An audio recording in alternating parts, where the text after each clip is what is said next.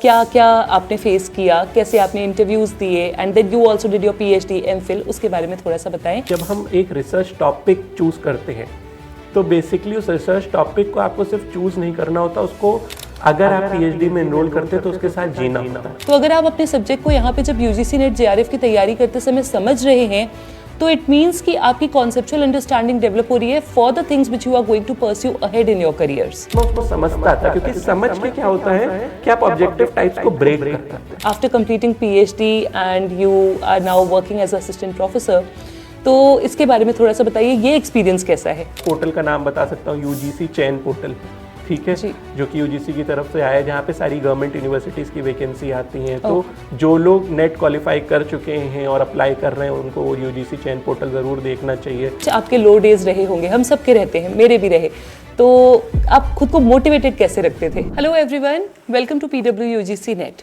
Since your examinations are already over and you all are now searching for the options कि अब आगे क्या करें। बहुत सारे स्टूडेंट्स का यूजीसी नेट जेआरएफ का एग्जाम काफ़ी अच्छा हुआ और बहुत सारे स्टूडेंट्स अभी शायद अगली साइकिल की तैयारी में लग चुके हैं।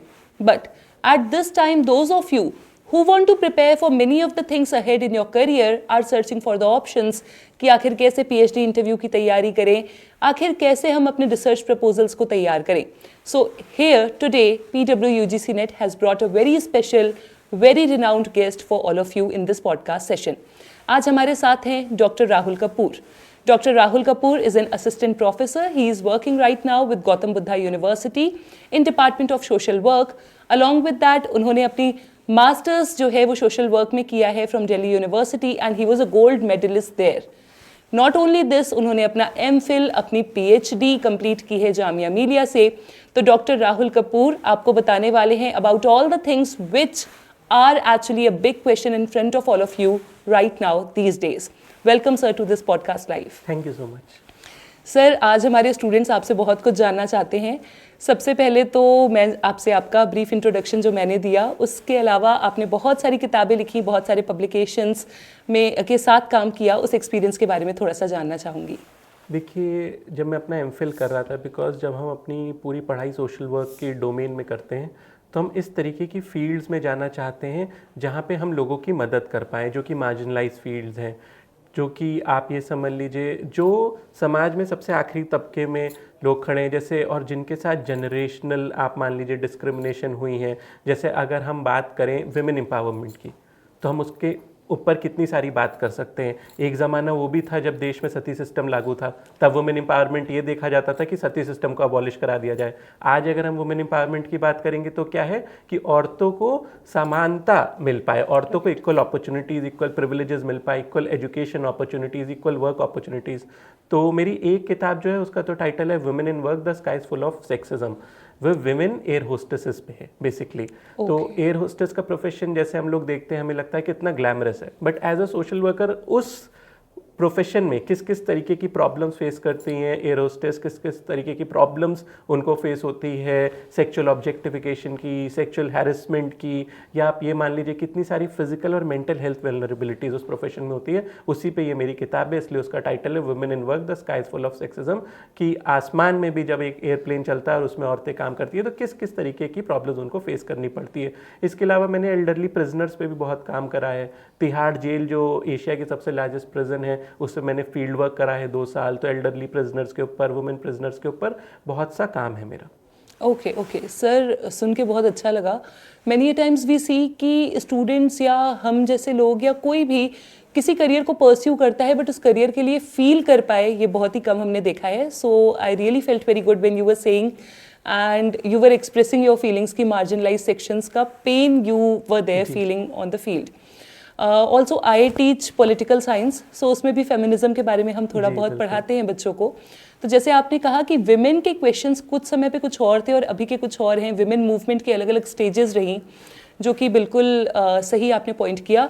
इससे मुझे याद आया, हम अभी बात भी कर रहे थे तो आप बता रहे थे कि आपकी पीएचडी का जो थीसिस है, जो वर्क है, that is also in this field. उसके बारे में सर थोड़ा बताएं। वो बेसिकली है कि जो महिलाएं हैं जिन्होंने स्टूडेंट एक्टिविज्म में पार्ट लिया है, जैसे अगर हम हमारे देश में देखें तो कई सालों से बहुत सारे जो हमारे लीडर्स हैं, पॉलिटिकल लीडर्स हैं, वो स्टूडेंट एक्टिविज्म से निकल के आ रहे हैं। और कई सारे जो हमारे मेल लीडर्स हैं जिनके बारे में आप लोग को पता होगा, नीतीश कुमार जी हो गए, लालू प्रसाद यादव हो गए, रामविलास पासवान हो गए, ठीक है, जयप्रकाश नारायण हो गए, इसी तरीके कुछ महिलाएं भी हैं जो निकल के आई, जिनका सबसे प्रोमिनेंट आप नाम जान सकते हैं सुषमा स्वराज जी, जो हमारे देश की मिनिस्टर ऑफ एक्सटर्नल अफेयर्स रहीं, वो आई थी एक मूवमेंट से निकल के। इसी तरीके ममता बनर्जी जी। तो मैंने कंटेम्प्रेरी टाइम्स में starting from justice for Nirbhaya के मूवमेंट से लेकर आज तक जितने भी बड़े मूवमेंट्स हुए इंडिया में, उसमें महिलाओं का, स्टूडेंट्स का जो कंट्रीब्यूशन रहा है एक्टिविज्म में, उसको मैंने मैप करा है। और उसमें मैंने 4 यूनिवर्सिटीज़ ली थी दिल्ली की, जो कि हैं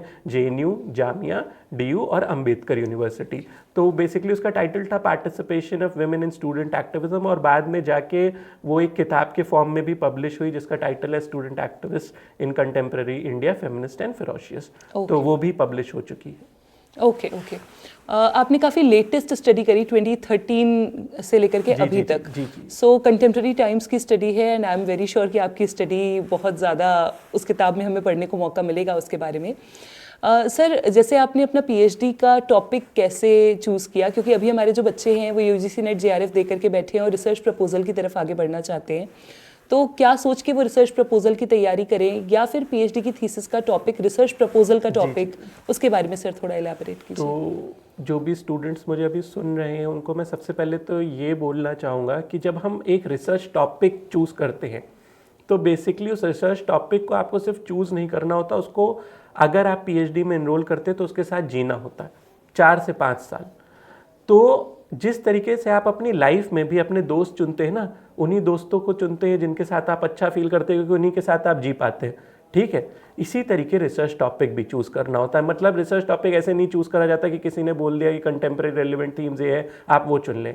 आप किस चीज़ के लिए पैशनेट फील करते हैं, ठीक है। जैसे किसी को, खास करके अगर मैं सोशल वर्क की फील्ड में बात करूं, और बहुत सारी अलाइड फील्ड है, सोशल वर्क एक बहुत ही इंटरडिसिप्लिनरी फील्ड है। तो मतलब अगर सोशल वर्क के लिए मुझे कोई सुन रहा है तो सोशोलॉजी के भी बच्चे, पॉलिटिकल साइंस के भी बच्चे, वुमेन स्टडीज़ के जो स्टूडेंट्स हैं, उन सबके लिए ये बात पूरी तरीके से लागू होती है कि सबसे पहले तो आपको वो कॉन्स्टिट्यूएंसी चुननी है, ठीक है, वो क्लाइंट एरिया चुनना है जिसके साथ आप काम करना चाहते हैं। जैसे बहुत लोग बच्चों के साथ काम करना चाहते हैं, उन्हें बहुत अच्छा लगता है। बहुत लोग महिलाओं के साथ काम करना चाहते हैं, महिलाओं में भी जो महिलाएं रूरल एरियाज़ में रहती हैं, जो महिलाएं अर्बन एरियाज़ में रहती हैं, बहुत से लोग एल्डरली के साथ काम करना चाहते हैं। तो सबसे पहले आप रिसर्च टॉपिक में अपनी कॉन्स्टिट्यूएंसी चुनते हैं, ठीक है। फॉर एग्जाम्पल मैं चाइल्ड राइट्स में काम करना चाहता हूँ, ठीक है, राइट। तो फिर सबसे पहले मेरी कॉन्स्टिट्यूएंसी क्या हुई, बच्चे जी। फिर उसके अराउंड में ये आइडेंटिफाई करूंगा कि क्या गैप्स हैं, क्या क्या चीज़ें हैं जो आज की तारीख में, जैसे अगर हम आज एक सिंपल टॉपिक की बात करें,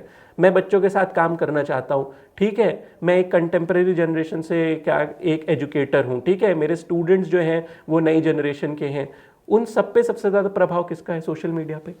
तो क्या मैं ये पढ़ सकता हूँ impact of social media on the life of adolescents, ठीक है। इन उसके बाद जब हमको ये समझ में आ गया कि हम सोशल मीडिया का प्रभाव पढ़ रहे हैं, ठीक है, लाइफ ऑफ एडोलेसेंट्स पे, उसके बाद हमें एक एरिया चूज करना होता है, क्योंकि हम पूरे इंडिया में तो पढ़ नहीं लेंगे उस प्रभाव को, तो हम चूज करते हैं अपनी PhD के हिसाब से। मान लीजिए मैंने चूज करा दिल्ली NCR, ठीक है, तो मैं दिल्ली के स्कूल्स ले रहा हूँ, NCR के स्कूल्स ले रहा हूँ, वहाँ पे बच्चों से जाके बात कर रहा हूँ, ठीक है। तो इस तरीके से सबसे पहले सबसे ब्रॉड चीज चुननी होती है कि हमें काम करना किसके साथ है, उसके बाद उनके साथ हमें क्या काम करना है, और फिर किस एरिया में करना है जी। पर सबसे ज़रूरी अगर इसमें पूरी चीज़ कोई होती है तो आपको वही टॉपिक चुनना है और उन्हीं लोगों के साथ काम करना है जिनके साथ आप पैशनेट फील करते हैं। और सिर्फ पैशनेट ही नहीं, आपकी स्किल्स क्या है, आप कंफर्टेबल कितने, ठीक है। मान लीजिए जो आपकी पर्सनैलिटी है वो अदरवाइज बहुत इंट्रोवर्टेड पर्सनैलिटी है, और बच्चों के साथ काम करने के लिए आपको बहुत ज़्यादा एक्सट्रोवर्ट नेचर रखना पड़ता है, तो आपको वो सब भी सोचना है कि आपकी कम्युनिकेशन स्किल्स क्या है। जैसे फॉर एग्जांपल जब मैं ये रिसर्च कंडक्ट कर रहा था एयर होस्टेसेस पे, बहुत कठिन थी, क्योंकि एयर होस्टेसेस का शेड्यूल बहुत टाइट होता है, बहुत डिफिकल्ट होता है। सुबह 4 बजे की फ्लाइट के लिए रात 2 बजे निकलती हैं, ठीक है। अब उनको उस समय मैं एयरपोर्ट के बाहर 4-4, 6-6 घंटे वेट करता था, और एक एक एयर होस्टेस से रिक्वेस्ट करता था, फिर उनका नंबर लेता था, फिर उनसे बोलता था अच्छा जब आप फ्री हो तब हम आपसे मिल सके। तो उसके लिए भी आपको एक certain amount of communication skills चाहिए, सिर्फ ऐसे एयरपोर्ट के बाहर खड़े होकर लोगों को अप्रोच करने के लिए, बात करने के लिए। तो वो सारी चीज़ें भी माइंड में रखनी होती है, क्योंकि अगर आप PhD में एनरोल करते हैं इस टॉपिक के साथ, तो आपको 4 से 5 साल इस टॉपिक पर काम करना है, इस पर जीना है। तो बहुत ज़रूरी है कि ये बहुत ही एक थॉटफुल प्रोसेस हो। Right right. Sir apart from that एक और चीज़ मैं जानना चाहूँगी, जैसे आपने कहा कि हमें एक नीश चूज़ करना है, हम किस क्लाइंटाइल बेसिस के साथ काम करना चाहते हैं अपने पर्सनालिटी को, एंड देन फिर हमें रिलेट करना है कि हम काम कर सकेंगे कि नहीं।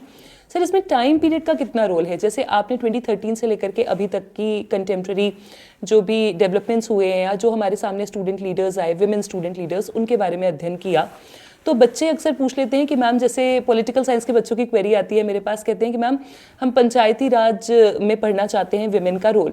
तो I just say always them कि आप थोड़ा उसको लिमिट कीजिए कि आप कहाँ पे पढ़ना चाहते हैं और टाइम पीरियड भी उन्हें क्या चुनना चाहिए। बिल्कुल सही। देखिए, रिसर्च स्टडीज़ कई टाइप की होती हैं जी। एक जो कि क्रॉस सेक्शनल भी होती है, लॉन्गिट्यूडनल भी होती है। फिलहाल जो बच्चे यूज़ करते हैं वो कंटेम्प्रेरी चीज़ को in the form of primary research पढ़ते हैं। जैसे ये बात सच है कि मैंने जो है जस्टिस फॉर निर्भया से लेकर आज तक की फार्मर मूवमेंट्स वगैरह बीच में जितने भी रहे उनको ट्रैक करा in the form of primary research. मतलब उन लोगों से मैं, उन महिलाओं से 1-to-1 बात कर पाया कि आपका रोल क्या था। बट थ्रू सेकेंडरी लिटरेचर जी। हम पहले की भी जो विमेन है, जैसे मैंने सुषमा स्वराज जी की बात करी, ममता बनर्जी जी की बात करी, बृंदा करात हो गई, बहुत सारी विमेन है, उनकी भी जर्नीज को हम कहीं ना कहीं डॉक्यूमेंट करते हैं। तो अगर बच्चे, जैसे आपने बताया, पंचायती राज में विमेन का रोल पढ़ना चाह रहे हैं, कंटेम्प्रेरी उनको लेना पड़ेगा अपना topic from the perspective of primary research कि भाई पिछले 20 साल में, 25 साल में जो जो विमेन एक्चुअली सरपंच रही, ठीक है, जो जो विमेन एक्चुअली इलेक्ट हुई, क्या कहते हैं, उन बॉडीज पे, पंचायती राज बॉडीज पे, उनसे बात करना जरूरी है। इससे पहले मान लीजिए आज से 30 साल पहले, 40 साल पहले किसी वुमेन ने बहुत मेजर कॉन्ट्रीब्यूशन करा, बहुत स्ट्रगल करा, तो उनकी भी स्टोरी जरूरी है। जैसे अगर हम एयर होस्टेसेस की भी बात करें तो हमने तो पिछले जो अभी करंट टाइम में 10-15 साल में जो एयर होस्टेसेस करंटली वर्किंग है उनसे हमने प्राइमरी रिसर्च पार्टिसिपेंट्स के फॉर्म में बात करी। बट अगर रिव्यू ऑफ लिटरेचर देखें, जो कि एक बहुत इंपॉर्टेंट पार्ट होता है रिसर्च प्रपोजल का, जिसके बारे में बात करता हूं, कि हमारी कोई भी स्टडी है उस पे अगर कोई भी स्टडी हो चुकी है तो हमें उसके बारे में बात करना है, या उससे जुड़े हुए हमारे क्लाइंटल बेस के बारे में हमें उससे बात करना है, जिसे हम रिव्यू ऑफ लिटरेचर कहते हैं कि अभी तक हमारी रिसर्च पे क्या क्या हो गया है। तो मैं आपको बताऊंगा कि 80s 90s में जो एयर इंडिया की एयर होस्टेसेस है उन्होंने बहुत बड़ा लीगल बैटल लड़ा है हमारे देश में, जो किसी को नहीं पता। ठीक है, मतलब एयर होता क्या था कि एयर इंडिया में जो केबिन सुपरवाइजर होता है, यानी कि जो एयर होस्टेसेस होती हैं उनके साथ एक केबिन सुपरवाइजर होता है जो कि सिर्फ एक मेल हो सकता था। ओह। उन्होंने बहुत बड़ा लीगल बैटल लड़ा, इस लीगल बैटल को जीता, तब जाके क्या कहते हैं कोर्ट से उनको ये जजमेंट मिला कि केबिन सुपरवाइजर एक फीमेल भी हो सकती है। तो उनके बारे में भी बात करना बहुत जरूरी है, तभी तो हमें पता चलेगा कि ये सेक्सिज्म, ये डिस्क्रिमिनेशन कब से चल रहा था। तो जब आप रिसर्च लेते हैं उसमें एक बहुत इंपॉर्टेंट कॉम्पोनेंट तो होता ही है हिस्टोरिकल कॉन्टेक्स्ट का। हिस्टोरिकल कॉन्टेक्स्ट तो आपको मैप करना ही है, बट करेंटली आप उस हिस्टोरिकल कॉन्टेक्स्ट को किस तरीके से अपनी कंटेम्पररी पार्टिसिपेंट्स, रिसर्च पार्टिसिपेंट्स, जिसे हम रिस्पॉन्डेंट्स भी कहते हैं, उनके साथ जोड़ सकते हैं, वो एक इंपॉर्टेंट चीज बनती है। Okay okay, thank you sir, thank you so much for giving us so much clarity on this.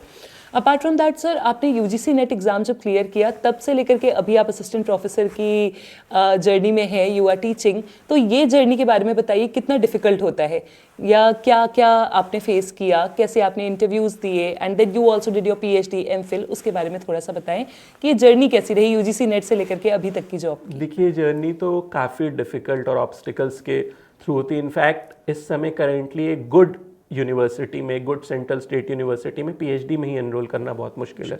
तो एक असिस्टेंट प्रोफेसर बनना तो ऑब्वियसली बहुत डिफिकल्ट है, बट आई थिंक कि जो मेरिट है, ठीक है, उसका कोई रिप्लेसमेंट नहीं होता। आपको अपने क्या कहते हैं, जो भी आपका सब्जेक्ट है, जिस तरीके से आप अपने सब्जेक्ट को परसीव करते, अप्रोच करते, उसके लिए बहुत ट्रू होना पड़ता है। तो मैं तो JRF क्वालिफाइड हूँ, तो मैंने अपनी पूरी PhD जो है JRF पे करी। नेट और JRF के बीच का डिफरेंस मैं यहाँ पे स्टूडेंट्स को बता दूंगा कि नेट और JRF का एग्जाम एक ही होता है। जैसे आप सोशल वर्क में अपीयर कर रहे हैं तो सोशल वर्क का कोड 10 है। नेट में ही अगर आपकी मेरिट और हाई होती है, परसेंटेज और हाई होती है, तो एक सेक्शन ऑफ स्टूडेंट, एक मिनिस्क्यूल परसेंटेज ऑफ स्टूडेंट्स को JRF क्वालिफाइड माना जाता है। ठीक है, जैसे मेरे टाइम पे जब मैंने करा था तो 2018 या 19 में, जहाँ तक मुझे याद आ रहा है 18 वाले उसमें मैंने करा था, तो मेरी 72% तक कुछ गई थी। Okay. ठीक है, जो कि कट ऑफ से कुछ परसेंटेज ऊपर थी, तो मेरे को JRF मिला। बट अगर उसी साल किसी की 69 भी आई होती तो उसे सिर्फ नेट मिलता। तो नेट होता है basic eligibility of assistant professor, कि अगर आपके मास्टर्स में 55% से ऊपर है और आपके पास नेट है उस सब्जेक्ट में, तो आप असिस्टेंट प्रोफेसर का इंटरव्यू दे सकते हैं, अदरवाइज आप दे भी नहीं सकते। JRF होता है कि अगर आप PhD करना चाहते हैं तो आपको एक स्कॉलरशिप मिलेगी, तो मुझे वो स्कॉलरशिप मिली थी। तो ऑब्वियसली सबसे पहले तो नेट JRF की प्रिपरेशन पे मैं बात करना चाहूँगा। बहुत सारी क्या कहते हैं किताबें आती हैं नेट JRF। आज की तारीख में नेट JRF का जो वो है बेसिकली फॉर्मेट, वो 2 पेपर्स का होता है जी। पेपर 1, ठीक है, जो कि टीचिंग एंड रिसर्च एप्टीट्यूड और कुछ कंपोनेंट्स, और पेपर 2 जो कि सब्जेक्ट स्पेसिफिक। तो जो सब्जेक्ट स्पेसिफिक होता है उसमें तो ऑब्वियसली क्योंकि आप लोग नेट देते हो उसी सब्जेक्ट में जिसमें आपने मास्टर्स करा है, तो आपको एक सिलेबस पता होता है, बाकी UGC भी सिलेबस प्रोवाइड करता है, पूरा उसको जाना होता है। जैसे हमारे सोशल वर्क में areas of social work practice बहुत इंपॉर्टेंट होते हैं, ठीक है, जैसे करेक्शनल सर्विसेज हो गया, क्रिमिनोलॉजी हो गई, ये सब बहुत इंपॉर्टेंट है, ठीक है। Social work with family and children हो गया, सोशल वर्क विद यूथ हो गया, ठीक है। इस तरह के मेथड्स बहुत इंपॉर्टेंट होते हैं, ठीक है, कि कम्युनिटी ऑर्गेनाइजेशन हो गया, केस वर्क हो गया, इसी तरीके से उसका पूरा सब्जेक्ट होता है। और टीचिंग रिसर्च एप्टीट्यूड जिसमें basic maths, basic comprehension skills भी आती है, वो भी इंपॉर्टेंट होता है। तो मैं तो हर रोज़ 5 से 6 घंटे की पढ़ाई करता था इसके लिए, और बहुत सारी किताबें आती हैं, ठीक है, बहुत सारी डिफरेंट पब्लिकेशंस की जो बता सकते हैं। जैसे हमने अपने टाइम पे क्या कहते हैं आर गुप्ता पब्लिकेशंस की किताब से पढ़ाई करी थी, इसी तरीके अरिहंत से आती है, बहुत सारे प्रैक्टिस मॉडल्स आते हैं, ठीक है। अब आई एम श्योर कि जैसे आप लोगों की वो है क्या कहते हैं ऑर्गेनाइजेशन, वो भी नई नई किताबें, प्रैक्टिस पेपर्स इस तरीके से निकालते होगे अपने स्टूडेंट्स के लिए, जब उन्हें पढ़ाते होगे, उन्हें सजेस्ट करते होगे, तो उनसे ही मैं पढ़ता था। और दूसरा मैं सब्जेक्ट की ब्रॉड नॉलेज लेता था, मतलब मैं सिर्फ वो जैसे ऑब्जेक्टिव टाइप ही इस समय नेट JRF का पैटर्न रहता है, बट मैं उसको समझता था, क्योंकि समझ के क्या होता है कि आप ऑब्जेक्टिव टाइप्स को ब्रेक कर पाते हैं, वो बहुत इंपॉर्टेंट है। अगर आपने for example nature and development of social work के बारे में समझा हुआ है और उन्होंने कोई ऐसा ऑब्जेक्टिव टाइप दे दिया जो कि थोड़ा कॉम्प्रिहेंशन बेस्ड है, तो आप उसको अपनी एनालिटिकल रीजनिंग से ब्रेक करके उसका सही आंसर आप टिक कर पाएंगे। एंड एक चीज़ यहाँ पे मैं ऐड करना चाहूँगी, it is not that you have to just clear this exam, it is a start, it is a beginning to a longer journey. तो अगर आप अपने सब्जेक्ट को यहाँ पे जब UGC नेट JRF की तैयारी करते समय समझ रहे हैं, तो इट मीन्स कि आपकी कॉन्सेप्चुअल अंडरस्टैंडिंग डेवलप हो रही है for the things which you are going to pursue ahead in your careers. जी सर। जी बिल्कुल बिल्कुल सही कहा आपने।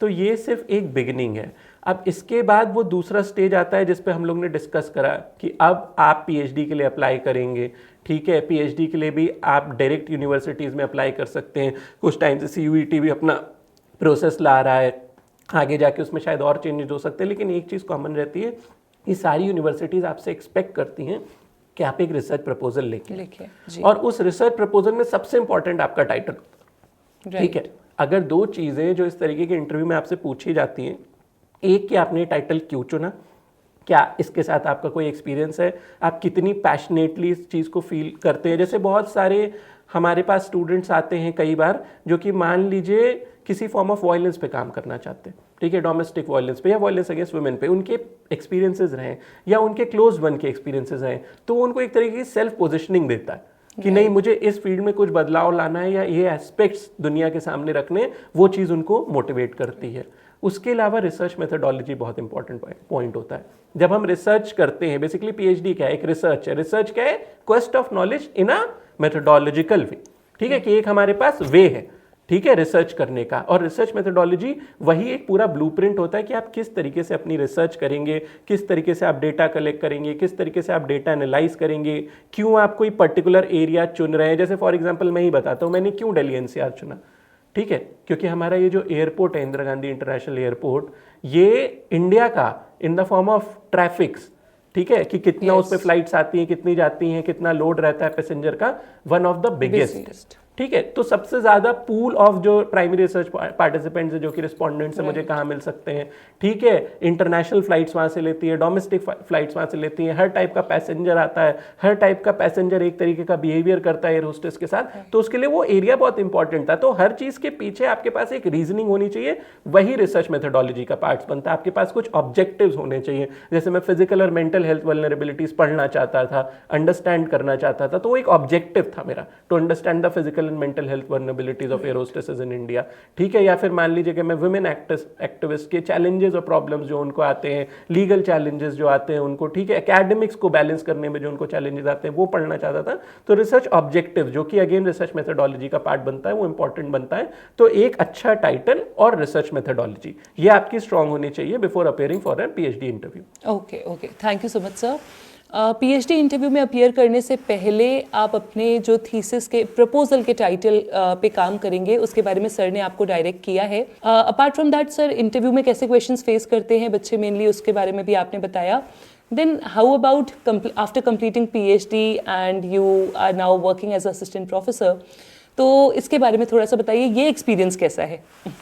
देखिए, ये जर्नी भी डेफिनेटली बहुत कठिन होती है, बहुत स्ट्रगल वाली होती है, स्पेशली टिल द टाइम आपको कोई इस तरीके की जॉब मिल जाए जहाँ पे आप सिक्योर फील करते हैं, क्योंकि अभी देश में चले हैं बहुत सारे गेस्ट और कॉन्ट्रैक्चुअल फैकल्टीज़ का भी, ठीक है, तो जिस जॉब में एक्चुअली कोई सिक्योरिटी नहीं होती।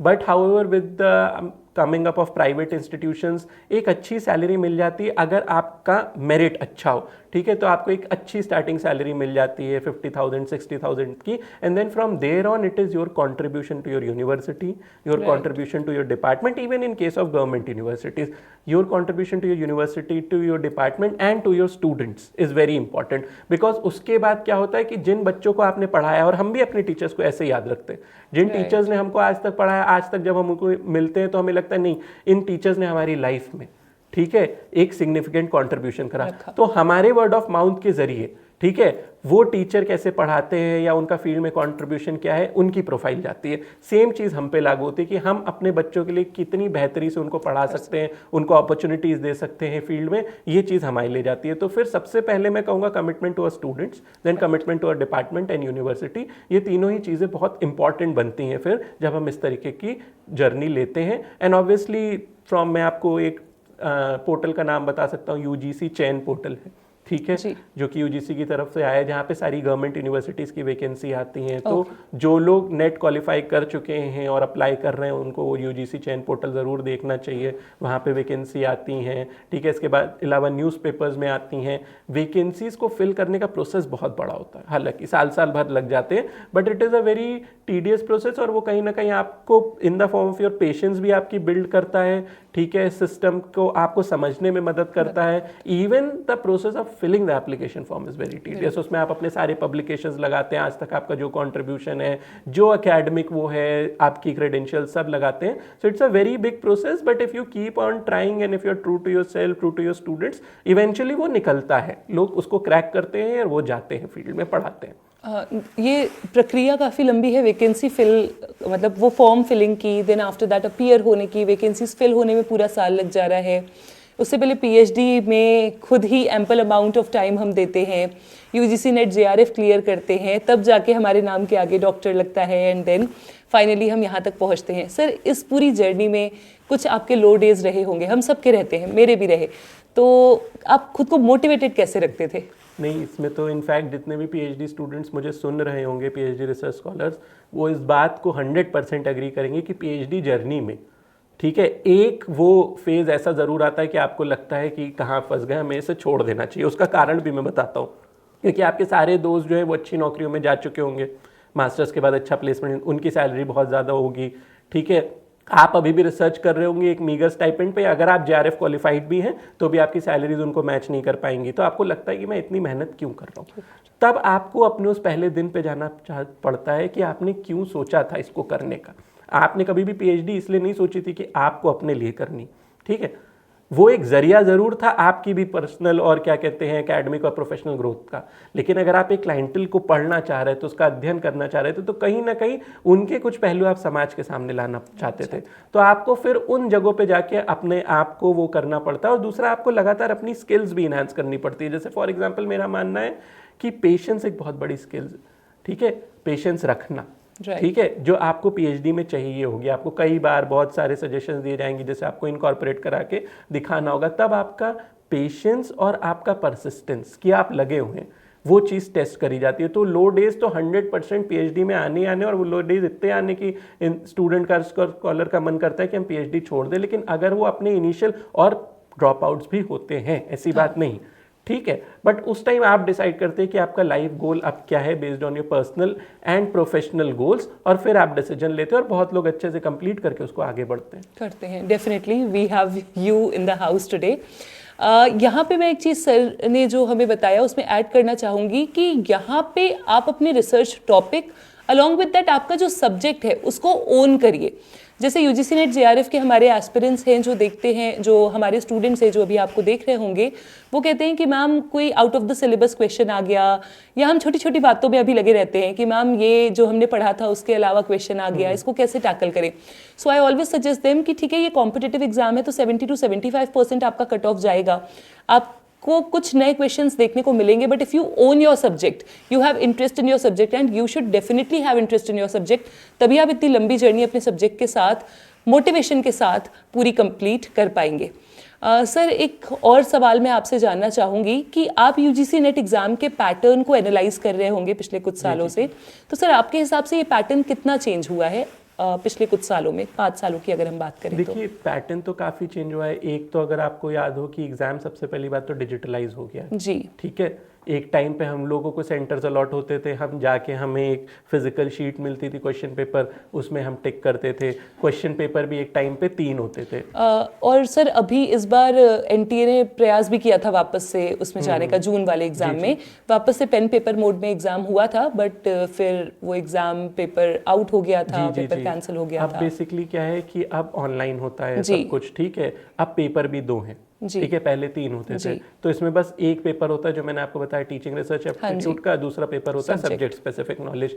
तो मेरा मानना है पेपर का तो जो पैटर्न है, ठीक है, उसको कहीं ना कहीं मतलब it has not been made difficult from the last 5 years। ऐसा नहीं है कि डिफिकल्ट कर दिया है। इनफैक्ट कंटेम्प्रेरी थीम्स पे और कंटेम्प्रेरी गवर्नमेंट स्कीम्स पे, for example even in social work, sociology, pol science also, बहुत ज़्यादा फोकस रहता है कि कौन कौन सी स्कीम्स आ रही है। क्योंकि सोशल वर्क में जैसे आप मार्जिनलाइज के साथ काम करते हैं तो मार्जिनलाइज के साथ कौन कौन सी स्कीम्स है, विमेन के लिए कौन कौन सी स्कीम्स है, सिंगल गर्ल चाइल्ड के लिए कौन कौन सी स्कीम्स है, ये सब भी आता है। तो दिस ऑल्सो मेक्स कि समबडी अगर किसी की सब्जेक्ट नॉलेज में बहुत पकड़ नहीं भी है लेकिन वो सिर्फ रोज न्यूज़पेपर पढ़ रहा है, ठीक है, अच्छे से, ठीक है, कंसिस्टेंटली, तो वो भी काफ़ी क्वेश्चंस आंसर कर सकता है। तो अगर आपने 2 साल अच्छे से अपना कोर्स करा है मास्टर्स में, उसके बाद एक अच्छी प्रिपरेशन करिए, which is not a preparation like, मैं बहुत ऑनेस्टली बोलूँगा, it is not a preparation like an preparation which is done for IAS।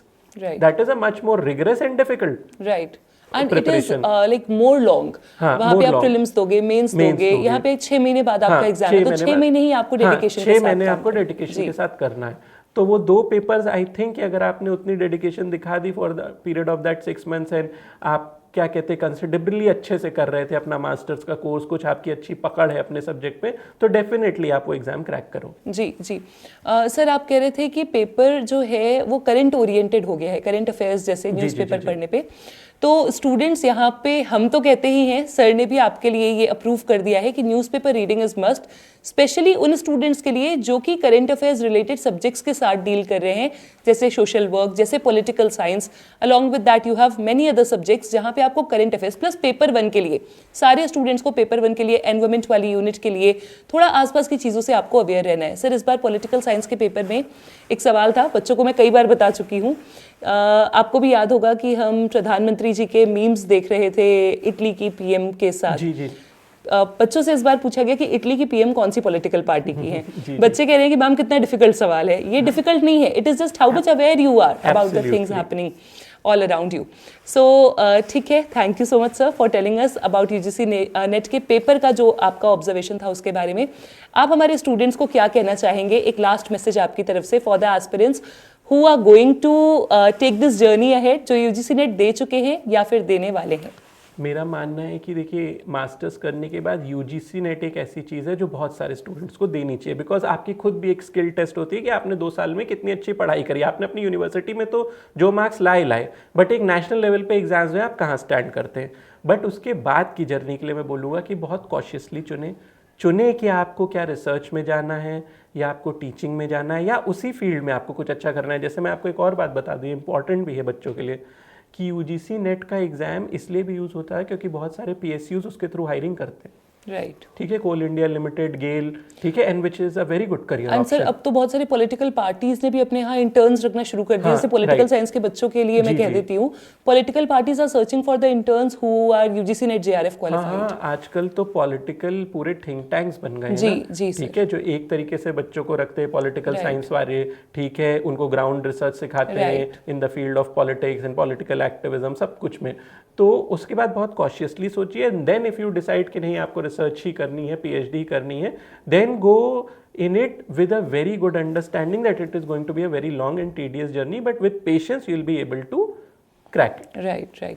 Thank you sir, thank you so much for this, and I hope हमारे students के लिए ये session बहुत ही ज़्यादा informative रहा होगा। हम और भी सर से बात करेंगे, सेंट्रल यूनिवर्सिटीज़ में कैसी लाइफ रहती है उसके बारे में भी हम सर से डिस्कशन करेंगे, और वो भी आपके सामने बहुत जल्द लेकर के आएंगे। So thank you so much sir, आपको यहाँ पे हमारे साथ टाइम देने के लिए और इतना इन्फॉर्मेटिव सेशन रखने के लिए, and thank you to all of you too. धन्यवाद आपका।